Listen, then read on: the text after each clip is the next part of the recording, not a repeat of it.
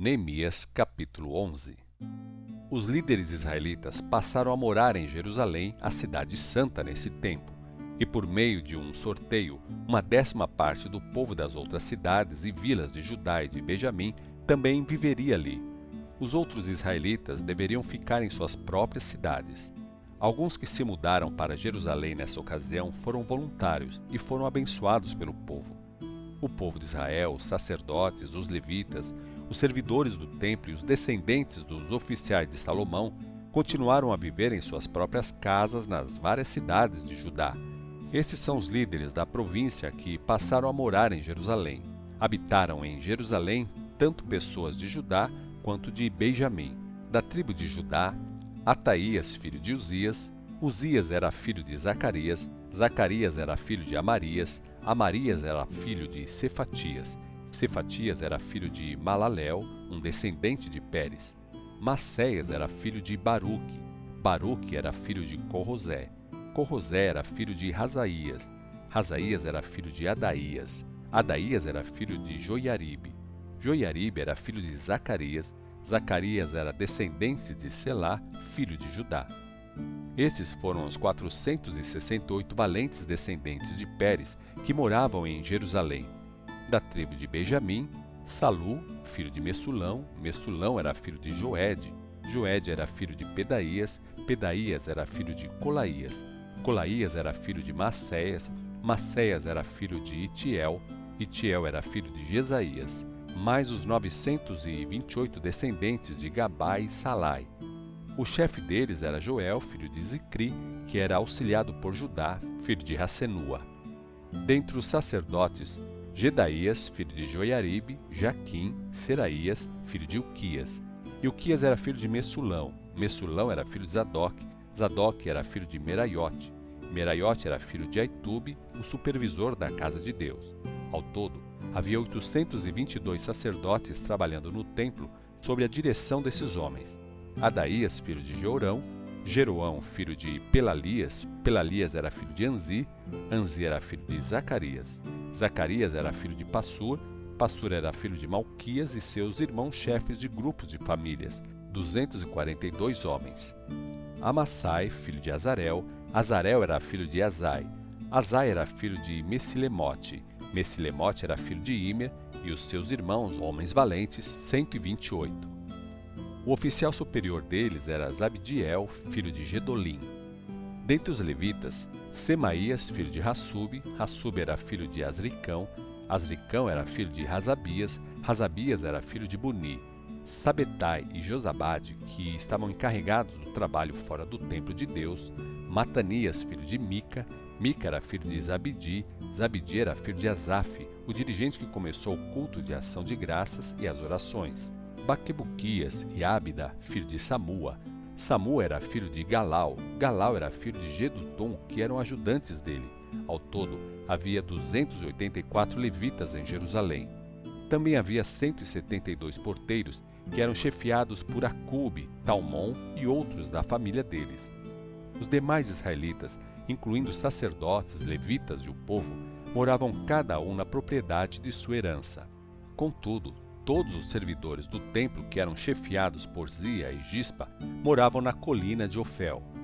O chefe dos levitas em Jerusalém e daqueles que prestavam serviços no templo era Uzi, filho de Bani. Bani era filho de Razabias. Razabias era filho de Matanias. Matanias era filho de Mica, um descendente de Asaf, que eram responsáveis pela música da casa de Deus. Havia regulamentos do rei dizendo como os grupos de famílias deviam exercer suas atividades diárias. Petaías, filho de Messesabel, descendente de Zera, filho de Judá, ajudava o rei em todos os assuntos de administração pública. Estas eram algumas das vilas onde o povo de Judá morou: em Kiriat Arba, em Dibon, em Jecabizel e seus povoados, em Jesua, em Moladá, em Bet-Beleque, em Hazar-Sual, em Berseba e seus povoados, em Ziclaque, em Meconá e seus povoados, em Enrimon, em Zorá, em Jarmute, em Zanoa, em Adulão e seus povoados, em Laques e seus arredores, e em Azeca e seus povoados. Assim, o povo se espalhou desde Berseba até o vale de Rinom. Os descendentes da tribo de Benjamim foram morar em Geba, Miquimás, Aía, Betel e seus povoados, em Anatote, Nobe, Ananias, em Azor, Ramá, Gitaim, em Hadid, em Zeboim, em Nebalate, em Lode, em Ono e no Vale dos Artífices. Alguns dos levitas que moravam em Judá foram morar com a tribo de Benjamim. Neemias, capítulo 12. Esses foram os sacerdotes e levitas que voltaram com Zorobabel, filho de Sealtiel, e com Jesua, Seraías, Jeramias, Esdras, Amarias, Maluque, Ratus, Secanias, Reum, Meremote, Ido, Ginetói, Abias, Miamim, Madias, Bilga, Semaías, Joiaribe, Gedaías, Salu, Amoque, Hilquias, Gedaías. Os levitas que foram com eles eram Jesua, Binuí, Cadmiel, Serebias, Judá e também Matanias, que era o encarregado dos cânticos de ações de graças. Baquebuquias e Uni, membros da mesma família, que ajudavam durante o culto. Jesua era o pai de Joiaquim, Joiaquim era o pai de Eliasibe, Eliasibe era o pai de Joiada, Joiada era o pai de Jonatas, Jonatas era o pai de Jadua. Os seguintes sacerdotes eram chefes dos grupos de famílias que prestavam serviço sob as ordens do sumo sacerdote Joiaquim. Meraías, chefe da família de Seraías, Hananias, chefe da família de Jeremias, Messulão, chefe da família de Esdras, Joanã, chefe da família de Amazias, Jonatas, chefe da família de Maluque, José, chefe da família de Sebaías, Adna, chefe da família de Harim, Redicai, chefe da família de Meraiote, Zacarias, chefe da família de Ido, Messulão, chefe da família de Gineton, Zicri, chefe da família de Abias, Piltai, chefe das famílias de Moadias e Miniamim, Samua, chefe da família de Bilga, Jonatas, chefe da família de Semaías, Matenai, chefe da família de Joiaribe, Uzi, chefe da família de Gedaías, Calai, chefe da família de Salai, Eber, chefe da família de Amoque, Razabias, chefe da família de Uquias, Natanel, chefe da família de Gedaías. Durante o reinado de Dario, rei da Pérsia, foi feito um histórico do chefe das famílias dos sacerdotes e levitas nos dias de Eliasibe, Joiada, Joanã e Jadua, todos eles levitas. No livro das crônicas, os nomes dos levitas foram registrados até os dias de Joanã, filho de Eliasibe. Estes eram chefes dos levitas naquele tempo: Razabias, Serebias e Tessua, filho de Cadmiel. Os que pertenciam à família deles ajudaram durante as cerimônias de louvor e ação de graças, exatamente como Davi, o homem de Deus, havia mandado. Os porteiros encarregados do recolhimento das ofertas nos depósitos junto aos portões eram Matanias, Baquebuquias, Obadias, Messulão, Talmon e Acube. Esses eram os homens ativos no tempo de Joiaquim, filho de Jesua. Jesua, que era filho de Josadaque, nos dias do governador Neemias, e quando Esdras era o sacerdote e escriba. Durante a consagração dos muros de Jerusalém, todos os levitas de toda aquela região vieram a Jerusalém para auxiliar nas cerimônias e tomar parte na alegre festa com ações de graças ao som de símbolos, saltérios e harpas. Também das aldeias vizinhas de Jerusalém e das aldeias dos netofatitas vieram cantores a Jerusalém. Vieram também de Bet-Gilgal e da região de Geba e de Asmavete. Todos os cantores tinham construído suas próprias aldeias ao redor de Jerusalém. Primeiro os sacerdotes e os levitas consagraram-se a si mesmos, depois consagraram o povo, os portões e os muros. Eu levei os chefes de Judá para acima do muro e dividi o coro em duas fileiras compridas que caminhavam em direções contrárias, dando graças enquanto andavam. Um grupo ia para a direita em direção à porta do monturo, Rosaías e metade dos líderes de Judá o seguiram. Azarias, Esdras, Messulão, Judá, Benjamim, Semaías e Jeremias e alguns sacerdotes que tocavam as trombetas, Zacarias, filho de Jonatas, Jonatas, filho de Semaías, Semaías, filho de Matanias, Matanias, filho de Micaías, Micaías, filho de Zacur, Zacur, filho de Asaf, e os membros do seu grupo de famílias: Semaías, Azarel, Milalai, Gilalai, Maí, Netanel, Judá e Hanani. Eles usaram os instrumentos musicais prescritos pelo rei Davi, homem de Deus. Esdras, o escriba, ia à frente de todos. Chegando à porta da fonte, eles foram em frente e subiram pelos degraus que levavam até a cidade de Davi, passaram pelo palácio de Davi e depois voltaram para o muro na Porta das Águas que fica a leste. O outro coro, do qual eu fazia parte, seguia em sentido oposto. Passamos pela Torre dos Fornos até a Porta Larga e depois desde a Porta de Efraim até a Porta Velha, passando pela Porta do Peixe e pela Torre de Hananel, continuamos até a Porta da Torre do Sem. Depois caminhamos até a Porta das Ovelhas e paramos junto à Porta da Guarda. Então, os dois coros caminharam em direção do templo de Deus. Junto com a metade dos oficiais que estavam no meu grupo, também haviam os seguintes sacerdotes com suas trombetas: Eliaquim, Maacéias, Miniamim, Micaías, Elioenai, Zacarias e Hananias, além de Maacéias, Semaías, Eleasa, Uzi, Joanã, Malquias, Elão e Ézer. Eles cantavam em voz alta e bem clara, sob a direção de Jezraías, o regente do coro. Naquele dia alegre, foram oferecidos muitos sacrifícios, pois Deus os havia enchido de grande alegria. As mulheres e as crianças também se alegraram, e os sons de alegria do povo de Jerusalém podiam ser ouvidos de longe. Naquele mesmo dia, foram nomeados os homens encarregados dos depósitos, das ofertas movidas, dos dízimos, das ofertas dos primeiros frutos das colheitas. Esses homens recolhiam das lavouras ao redor das cidades as contribuições exigidas pela lei de Moisés. Essas ofertas eram destinadas aos sacerdotes e aos levitas, pois o povo de Judá estava satisfeito com os sacerdotes e os levitas e com o trabalho que faziam no templo. Eles celebravam o serviço do seu Deus e o ritual de purificação. Os cantores e os porteiros ajudavam na adoração a Deus e na direção das cerimônias, conforme era exigido pelas leis de Davi e de seu filho Salomão. Foi nos dias de Davi e de Asaf que começou o costume de ter regentes de coro para dirigir os coros no cântico de hinos de louvor e de agradecimentos a Deus. Por isso, agora nos dias de Zorobabel e de Neemias, o povo trazia ofertas todos os dias para os cantores, para os porteiros e para os levitas. Os levitas, por sua vez, separavam uma porção aos descendentes de Arão. Neemias capítulo 13. Naquele dia, enquanto o livro de Moisés foi lido em alta voz, achou-se escrito nele que não se deveria permitir que os amonitas e os moabitas se juntassem ao povo de Deus, porque eles não tinham sido bondosos com o povo de Israel, não dando água e comida aos israelitas. Em vez disso, tinham contratado Balaão para amaldiçoar o povo.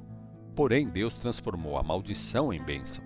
Quando o povo ouviu esta lei, todos os estrangeiros foram excluídos de Israel. Antes desse acontecimento, Eliasibe, o sacerdote, tinha sido nomeado para a guarda dos depósitos do templo de nosso Deus. Ele era parente próximo de Tobias e havia transformado uma grande sala no depósito em um bonito quarto de hóspedes para Tobias. Antes o lugar era usado para depósito das ofertas de cereais, de incenso, dos utensílios do templo, dos dízimos de trigo, de vinho novo e azeite de oliveira. Moisés tinha decretado que essas ofertas pertenciam aos levitas, aos cantores e aos porteiros, além das ofertas movidas para os sacerdotes. Eu não estava em Jerusalém nesse tempo, pois tinha voltado para a Babilônia no 32º ano do reinado de Artaxerxes.